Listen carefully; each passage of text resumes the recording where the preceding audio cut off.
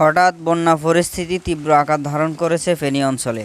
সবচেয়ে ভয়াবহ অবস্থা দাঁড়িয়েছে ফেনীর ফুলগাজী, পরশুরাম ও ছাগলনাইয়া উপজেলায়।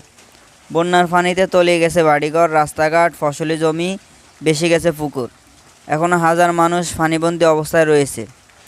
এমন পরিস্থিতি এসব এলাকা পুরোপুরি বিদ্যুৎহীন হয়ে পড়েছে। বন্ধ হয়ে গেছে মোবাইল নেটওয়ার্ক। ফেনী নিম্নাঞ্চলের বাসিন্দারা বলছেন, এ এলাকায় 1928 সালের পর বন্যা পরিস্থিতি এমন হয়নি।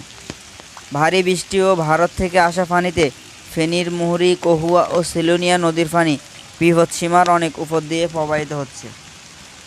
বৃহস্পতিবার বাংলাদেশ নৌবাহিনীর অফিসিয়াল ফেসবুক পেজ থেকে জানা যায়, ফেনীতে উদ্ধার কাজে 3টি কন্টিনজেন্ট কাজ করছে। আগের একটির পাশাপাশি আজ থেকে যুক্ত হয়েছে আরও 2টি কন্টিনজেন্ট।